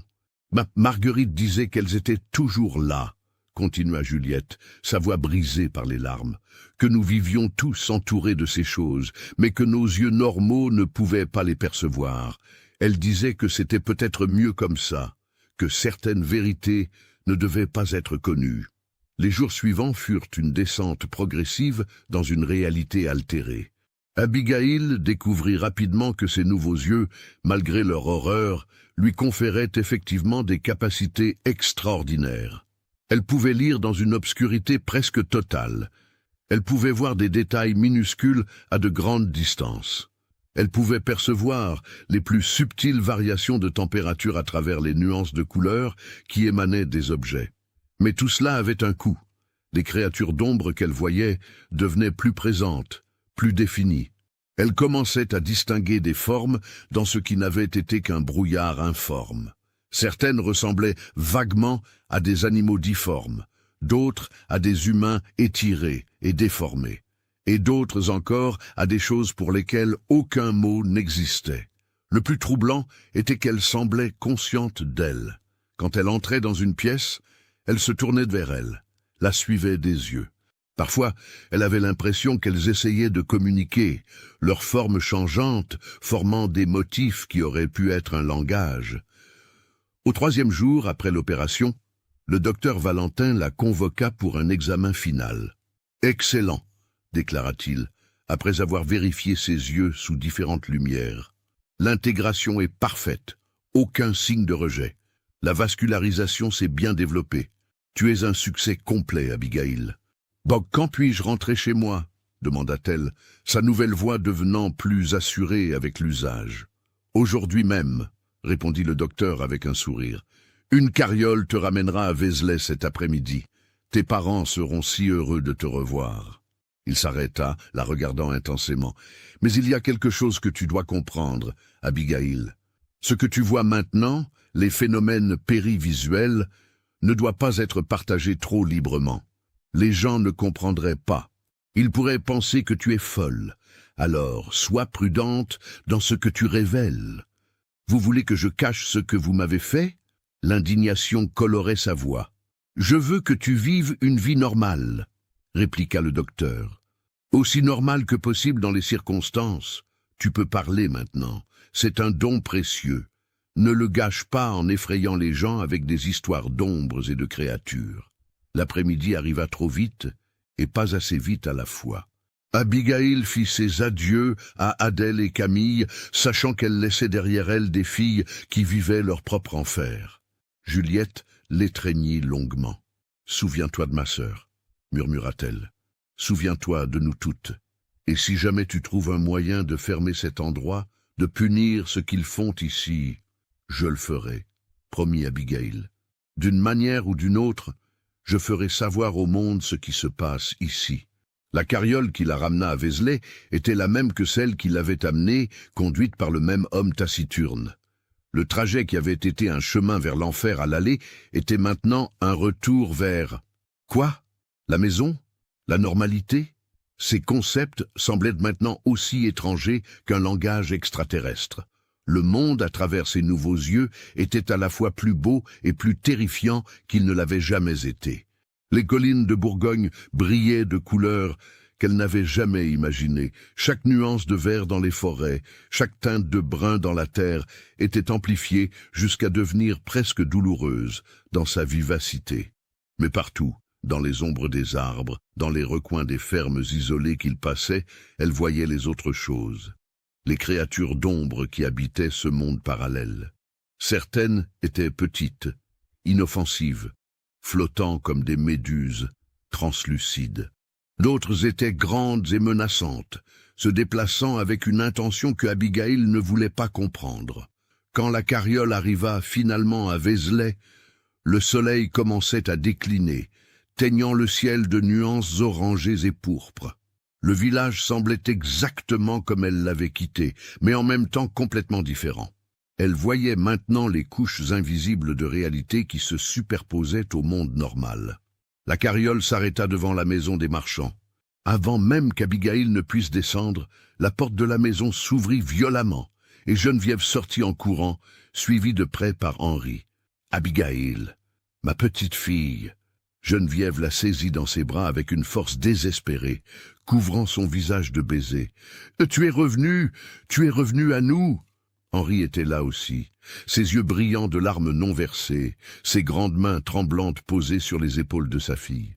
Pendant un long moment, ils restèrent ainsi, une famille réunie, pleurant de soulagement. Puis Geneviève recula légèrement, voulant mieux voir le visage de sa fille, et c'est à ce moment qu'elle le remarqua. Les yeux. Son sourire se figea. Sa main se porta à sa bouche. « Tes yeux, » murmura-t-elle, la voix brisée. « Abigail, tes yeux. Et qu'est-ce qu'ils t'ont fait ?» Soutenez notre chaîne en cliquant sur le bouton « Merci » en forme de cœur, afin que nous puissions continuer à vous proposer des histoires aussi sombres et captivantes que celle-ci. Le silence qui suivit la question de Geneviève fut brisé par la voix d'Abigail. Cette voix nouvelle qui les choqua presque autant que ses yeux transformés. « Maman », dit-elle simplement, le mot résonnant avec toute l'émotion de 9 années de silence forcé. « Maman, je peux parler maintenant. » Geneviève porta les 2 mains à son visage, des larmes coulant entre ses doigts. Henri la soutenait, mais ses yeux restaient fixés sur sa fille, oscillant entre l'émerveillement d'entendre sa voix et l'horreur de ses yeux de verre. « Entre, ma chérie !» parvint enfin à dire Geneviève d'une voix tremblante. « Entre à la maison. Tu dois être épuisée. » Le conducteur de la carriole déposa la valise d'Abigail et repartit sans un mot, pressé de s'éloigner de cet enfant aux yeux étranges. Les villageois qui s'étaient rassemblés à distance respectueuse pour voir le retour de la petite marchand reculèrent quand ils aperçurent son visage. Des murmures anxieux commencèrent à circuler. À l'intérieur de la maison, Geneviève installa Abigail près de la cheminée, l'enveloppant dans une couverture chaude. Mais elle ne pouvait s'empêcher de regarder fixement ses yeux qui brillaient faiblement dans la lumière du feu, ses yeux qui n'étaient plus vraiment humains. « Raconte-nous », dit Henri d'une voix rauque, « raconte-nous ce qui s'est passé dans ce couvent. » Et Abigail raconta. Avec sa voix nouvelle, hésitante au début, puis de plus en plus assurée, elle décrivit tout. Les conditions austères, les autres filles, le docteur Valentin et ses théories folles, sa tentative de fuite, l'opération forcée dans la nuit. Elle leur parla des prothèses de verre, de la promesse du docteur qu'elle retrouverait la parole, de la réalité terrifiante de ce qu'elle voyait maintenant. « Et vous avez signé, » conclut-elle amèrement, sortant de sa poche le document froissé qu'elle avait gardé. Vous avez donné votre autorisation pour tous les traitements que le docteur jugerait nécessaires. Henri prit le document d'une main tremblante, le lisant et relisant comme s'il ne pouvait croire ce qu'il voyait. « Nous ne savions pas, » murmura-t-il. « Le père Mathieu nous a dit que c'était une simple formalité, que c'était pour des choses comme des remèdes ou des prières spéciales. Jamais, jamais nous n'aurions imaginé. » Sa voix se brisa. « Nous t'avons envoyé là-bas pour te protéger, » sanglota Geneviève, « pour que tu puisses avoir une meilleure vie, et à la place, ils t'ont fait ça.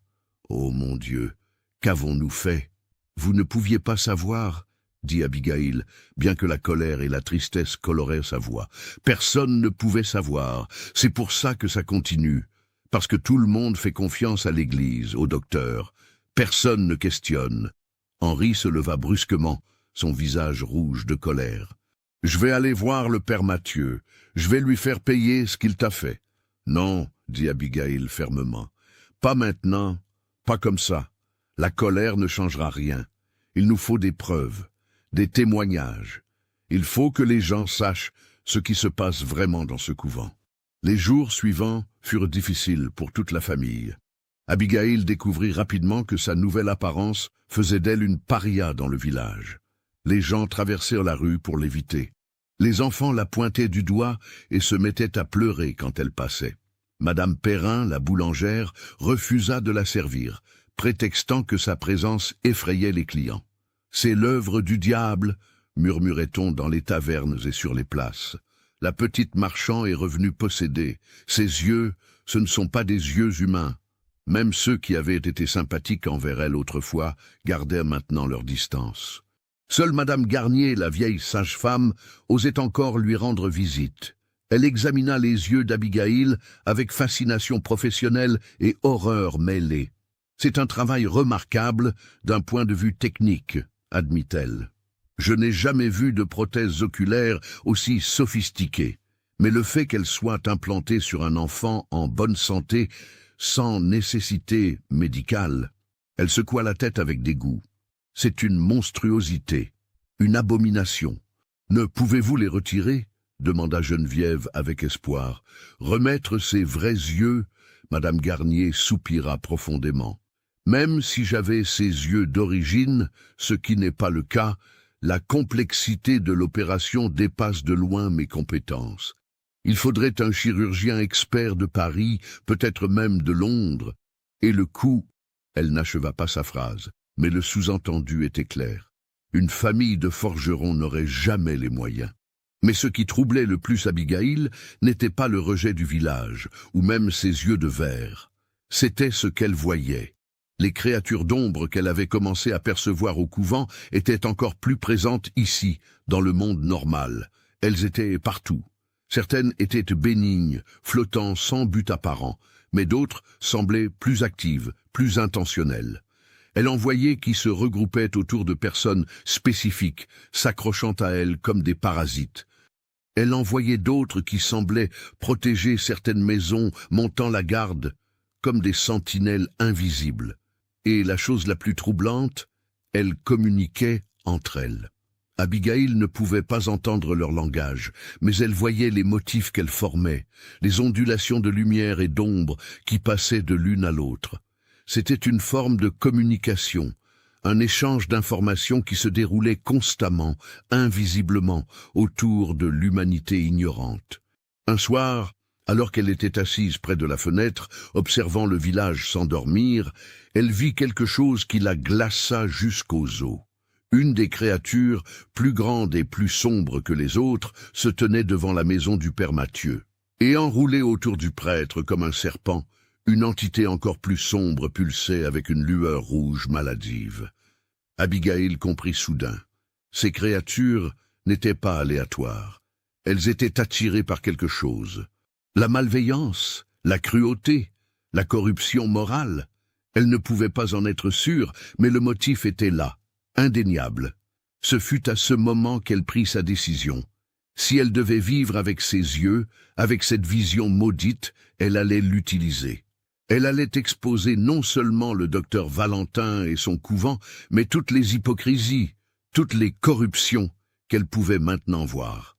Le dimanche suivant, toute la famille Marchand se rendit à la messe. Ce fut la première apparition publique d'Abigail depuis son retour. L'entrée dans l'église provoqua une vague de murmures choqués. Les fidèles se tournèrent pour regarder, leurs visages reflétant le dégoût, la peur, la fascination morbide. Le père Mathieu, du haut de sa chaire, s'arrêta au milieu de son sermon, en voyant Abigail. Leurs regards se croisèrent, ses yeux de verre brillants, fixant les yeux du prêtre avec une intensité qui le fit reculer d'un pas, car Abigail voyait. Elle voyait la créature sombre enroulée autour de lui. Elle voyait l'aura corrompue qui pulsait autour du père Mathieu. Et elle vit pendant un bref instant une expression de terreur traverser le visage du prêtre, comme s'il savait, d'une manière ou d'une autre, qu'elle pouvait voir sa vraie nature. Après la messe, alors que les fidèles sortaient rapidement, évitant la famille Marchand, le père Mathieu les interpella. « Monsieur Marchand, Madame Marchand, je souhaite vous parler. Et vous aussi, Abigail. » Dans la sacristie, le prêtre referma la porte et se tourna vers eux. « J'ai entendu des histoires troublantes concernant votre séjour au couvent, » commença-t-il d'une voix tendue. « Des histoires d'insatisfaction avec les traitements reçus. » Insatisfaction. La voix d'Abigail résonna dans la petite pièce, claire et accusatrice. « Vous m'avez envoyé dans un lieu où un médecin fou mène des expériences sur des enfants. Regardez mes yeux. Regardez ce qu'ils m'ont fait. » Le père Mathieu recula, comme si ses yeux brillants le brûlaient. « Le docteur Valentin est un homme respecté, un scientifique de renom. Il m'avait assuré que les traitements étaient sûrs, approuvés. »« Approuvés par qui ?» demanda Henri, sa voix grondant de colère contenue. « Par l'Église, Par vous, mon père, vous nous avez envoyé notre fille dans un abattoir déguisé en couvent. Je ne savais pas. L'excuse du prêtre sonna fausse, même à ses propres oreilles. Comment aurais-je pu savoir? Vous saviez, dit Abigail doucement, mais avec une certitude absolue. Peut-être pas tous les détails, mais vous saviez que quelque chose n'allait pas. Vous avez choisi de ne pas regarder de trop près. Parce que le docteur payait bien, n'est-ce pas? Ses dons à l'église étaient généreux. Le père Mathieu devint livide. Comment oses-tu, une enfant, m'accuser de... Je peux voir mon père, continua Abigail, s'avançant vers lui. Je peux voir des choses que les autres ne voient pas. Et quand je vous regarde, je vois l'obscurité qui vous entoure. La corruption, le mensonge. Elle ne mentionnait pas les créatures d'ombre, sachant que cela la ferait passer pour folle. Mais la métaphore était assez claire, et surtout, elle était vraie d'une manière que le prêtre ne comprendrait jamais. « Sortez !» murmura le père Mathieu, son visage maintenant d'une pâleur mortelle. « Sortez de mon église, cet enfant est possédé, ses yeux sont l'œuvre du démon. »« Non !» répliqua Henri, plaçant fermement sa main sur l'épaule d'Abigail. « Ses yeux sont votre œuvre, mon père, votre œuvre et celle de ce couvent maudit. Et je jure devant Dieu que le monde entier saura ce que vous avez fait. » La famille Marchand sortit de l'église, laissant le père Mathieu tremblant dans la sacristie. Sur le parvis, les villageois s'étaient rassemblés, ayant entendu les éclats de voix. Ce fut à ce moment qu'Abigail prit la décision la plus courageuse de sa vie. Elle monta sur les marches de l'église, se tournant face à la foule, et avec sa voix nouvelle, forte et claire, elle commença à parler. « Vous me regardez avec peur, dit-elle. Vous voyez mes yeux et vous pensez que je suis maudite, possédée. Mais je ne suis pas un démon, je suis une victime du couvent de Saint-Théodore et du docteur Valentin qui y opère. » Elle raconta son histoire, chaque détail, depuis son arrivée au couvent jusqu'à l'opération forcée. Elle parla des autres filles, de Juliette, dont la sœur s'était crevé les yeux pour échapper aux visions. Elle décrivit le laboratoire, les instruments, les prothèses en attente de leurs futures victimes. Et le père Mathieu savait, conclut-elle, sa voix portant dans le silence attentif. Il envoyait des enfants là-bas en sachant qu'ils subiraient des traitements dangereux. Tout ça pour l'argent, pour les dons généreux du docteur. La foule commençait à murmurer, certains avec indignation, d'autres avec scepticisme. Mais Madame Garnier s'avança. « Moi, Agnès Garnier, sage-femme et guérisseuse de ce village depuis 40 ans, je témoigne que ce que cet enfant dit est vrai, déclara-t-elle d'une voix forte. J'ai examiné ses yeux. Ce sont des prothèses chirurgicales d'une complexité extraordinaire, implantées là où se trouvaient des yeux parfaitement sains. C'est une mutilation déguisée en traitement médical. » D'autres voix commencèrent à s'élever. Monsieur Renard, l'aubergiste, rappela que son propre neveu était mort mystérieusement au couvent 3 ans auparavant. Madame Perrier mentionna une cousine qui était revenue du couvent étrangement changée et était morte 6 mois plus tard. Le vent tournait. La foi aveugle dans l'église et le couvent commençait à se fissurer. Ce fut Henri qui proposa la solution. Nous devons contacter les autorités civiles, le sous-préfet à Beaune, des médecins indépendants, des gens qui ne sont pas sous l'influence de l'Église. Nous devons faire fermer ce couvent avant qu'il ne fasse d'autres victimes. Les semaines suivantes furent un tourbillon d'activités. Des lettres furent envoyées aux autorités civiles, aux journaux de Dijon et de Paris. L'histoire de la petite fille aux yeux de verre commença à circuler, attirant l'attention des réformateurs sociaux et des médecins progressistes qui s'opposaient aux pratiques médicales non réglementées. Une enquête officielle fut lancée. Des inspecteurs se rendirent au couvent de Saint-Théodore, accompagnés de médecins de Paris. Ce qu'ils découvrirent dépassait même les accusations d'Abigail. Le laboratoire du docteur Valentin contenait non seulement des instruments chirurgicaux et des prothèses oculaires, mais aussi des registres détaillés de toutes ses expériences, des bocaux contenant des organes préservés, et des preuves de pratiques médicales qui violaient toutes les normes éthiques de l'époque. 17 filles furent trouvées au couvent, dont 6 portaient les prothèses oculaires du docteur. Toutes présentaient des troubles psychologiques sévères. Plusieurs ne parlèrent presque plus, traumatisées au-delà de toute aide immédiate. Le docteur Valentin fut arrêté et jugé. Son procès fit sensation dans toute la France. Il fut condamné à 20 ans de prison pour pratique médicale illégale, mutilation et mise en danger de mineurs. La mère supérieure et plusieurs religieuses furent également condamnées pour complicité. Le couvent de Saint-Théodore fut fermé définitivement, ses bâtiments scellés et laissés à l'abandon. Mais la victoire avait un goût amer pour Abigail, car elle devait vivre avec les conséquences permanentes de ce qui lui avait été fait. Ses yeux de verre ne pouvaient pas être enlevés sans risquer de détruire complètement sa vision. Elle était condamnée à porter ces orbes étranges pour le reste de sa vie, à voir le monde d'une façon que personne d'autre ne pouvait voir. Les mois passèrent, puis les années. Abigail grandit, devenant une jeune femme avec des yeux qui brillaient faiblement dans la pénombre, qui attiraient les regards et les murmures partout où elle allait. Elle ne se maria jamais. Comment aurait-elle pu? Quel homme voudrait d'une femme aux yeux de verre? Mais elle trouva un but. Elle devint écrivaine, documentant les abus médicaux, exposant les pratiques dangereuses, donnant une voix à ceux qui n'en avaient pas. Sa voix, si durement gagnée, servait maintenant à protéger les autres. Elle écrivit un livre sur son expérience, Les yeux qui voient trop, qui devint un best-seller et contribua à des réformes importantes dans le traitement des enfants dans les institutions médicales et religieuses. Quant aux visions, aux créatures d'ombre qu'elle voyait constamment, elle apprit à vivre avec elles. Elle découvrit qu'elles n'étaient pas toutes malveillantes. Certaines semblaient même bienveillantes, protectrices. Elle développa une sorte de compréhension avec ce monde parallèle qui coexistait avec le nôtre. Parfois, lors de nuits sans sommeil, elle se demandait si le docteur Valentin avait eu raison sur un point. Peut-être qu'elle voyait maintenant une réalité plus complète, plus vraie. Peut-être que le reste de l'humanité vivait dans une demi-cécité confortable, ignorant les couches invisibles de réalité qui les entouraient. Mais elle savait aussi qu'il y avait un prix à cette vision. Un prix qu'aucun enfant ne devrait jamais être forcé de payer. En 1905, à l'âge de 36 ans, Abigail Marchand reçut une lettre. Elle venait de Juliette, sa compagne du couvent, maintenant femme adulte vivant à Lyon. La lettre disait simplement « Chère Abigail, j'ai pensé que tu voudrais savoir. Le docteur Valentin est mort en prison la semaine dernière. Pneumonie, disent-ils. Mais j'aime à penser que c'est la justice qui l'a finalement rattrapé. Adèle et Camille vont bien.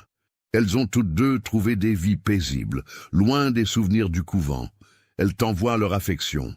Quant à moi, je travaille maintenant comme assistante sociale, aidant les enfants en difficulté.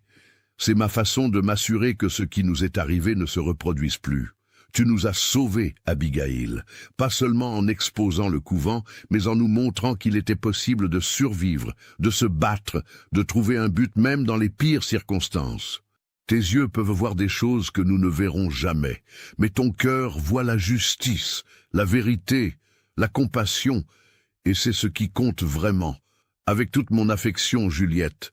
Abigail plia soigneusement la lettre, la pressant contre son cœur. Puis elle se tourna vers la fenêtre, regardant le monde avec ses yeux étranges et brillants. Une créature d'ombre flottait près de la vitre, petite et lumineuse. Abigail tendit la main vers elle, et pour la première fois, la créature ne recula pas. Elle vint se poser sur sa paume, légère comme une plume, chaude comme un rayon de soleil. Et dans ce contact impossible, Abigail sentit quelque chose qu'elle n'avait pas ressenti depuis très longtemps, la paix. Peut-être que ces yeux de verre, ces outils d'une torture médicale, pouvaient aussi être utilisés pour quelque chose de bon. Peut-être qu'en voyant ce que les autres ne voyaient pas, elle pouvait protéger, avertir, guider. La nuit tombait sur Vézelay, et les lampes commençaient à s'allumer dans les maisons. Dans chaque foyer, invisibles aux yeux normaux, les créatures d'ombre vaquaient à leurs occupations mystérieuses, certaines sombres, d'autres lumineuses, toutes parties de la tapisserie invisible de la réalité. Et Abigail Marchand, la petite fille qui était partie au couvent et était revenue avec des yeux de verre, veillait, non pas avec peur ou résignation, mais avec détermination. Car si elle devait être différente, si elle devait porter pour toujours les marques de ce qui lui avait été fait, Elle ferait en sorte que cela compte. Elle ferait en sorte que son sacrifice ne soit pas vain. Les années passèrent. Les décennies s'écoulèrent. Et jusqu'à son dernier souffle, en 1941, à l'âge de 72 ans, Abigail Marchand continua son œuvre. Elle écrivit, elle témoigna, elle protégea. Et quand elle ferma enfin ses yeux de verre pour la dernière fois, ceux qui étaient de présent jurèrent voir une dernière lueur s'échapper d'eux. Une lumière douce et chaude qui flotta un instant dans la chambre, avant de disparaître. Certains dirent que c'était un reflet de la bougie. D'autres pensèrent que c'était son âme qui quittait son corps. Mais quelques-uns, ceux qui connaissaient son histoire, ceux qui avaient appris à regarder au-delà du visible, savaient la vérité. C'était sa vision qui revenait au monde d'où elle venait, à ces créatures d'ombre et de lumière qu'elle seule avait pu voir. Un dernier adieu d'une femme qui avait été forcée de voir trop, mais qui avait choisi d'utiliser ce don terrible pour protéger les autres. Sur sa tombe, dans le petit cimetière de Vézelay, l'épitaphe disait simplement « Abigail Marchand, 1869-1941 ». Elle a vu ce que nous ne pouvions voir. Elle a parlé quand nous restions silencieux. Elle a protégé quand nous détournions les yeux. Et certaines nuits, quand la lune est pleine et que le vent souffle juste comme il faut, les villageois jurent voir une lueur fantomatique près de sa tombe. Pas effrayante, mais douce, presque réconfortante. Comme si, même dans la mort, Abigail Marchand continuait à veiller, avec ses yeux de verre qui voyaient tout. Qu'avez-vous pensé de l'histoire ? Laissez votre commentaire ci-dessous et partagez vos réflexions sur ce cas terrifiant. Envie d'autres histoires d'horreur mêlant histoire et mystère? Abonnez-vous, activez la cloche de notification et partagez avec ceux qui aiment le côté obscur de l'humanité. À bientôt pour le prochain cauchemar.